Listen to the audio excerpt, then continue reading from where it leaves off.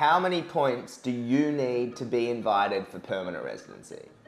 That's what we're going to discuss today.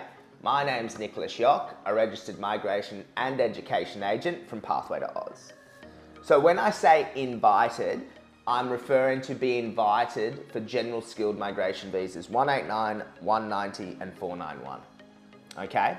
Now, these three visas are what fall under the general skilled migration category. And in order to apply for these visas, you essentially need a full skill assessment. You need to lodge an expression of interest and you need to go, hey, immigration, this is me. This is my age, education, work experience, English ability, for which you get points. I want to be invited for these visas. Will you invite me for the visas? Now, no one can give you an exact timeline or exact number of points that you need. It depends on a lot of factors. This is specifically the occupation that you're working in is probably the most important. If you're a carpenter, you probably get invited really quickly. If you're a marketing specialist, it might take a while, or you might need a lot higher points. Now, there's other factors which are important as well, which is what I'm going to touch on. For the 189 visa or the skilled independent, it's actually quite easy to see what points you need for the last invitation round. You can check it out through the website below, and it just goes through what points you need.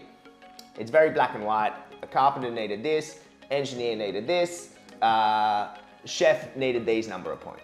However, for state nomination, it's a lot more nuanced. The states don't specifically advertise how many points you needed to be invited.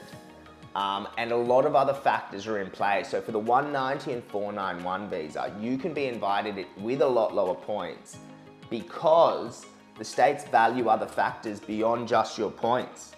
So these could be your English ability, these could be the number of years of experience you have in the field, or potentially the salary that you earn.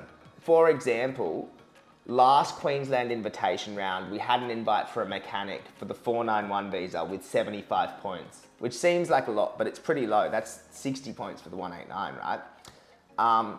And I was a little baffled when I got this one because I know we had a lot higher mechanics, a lot more mechanics with higher points, right? However, his salary was significantly more than them. So I could see, once I looked into that, what Queensland migration were favouring there, for example.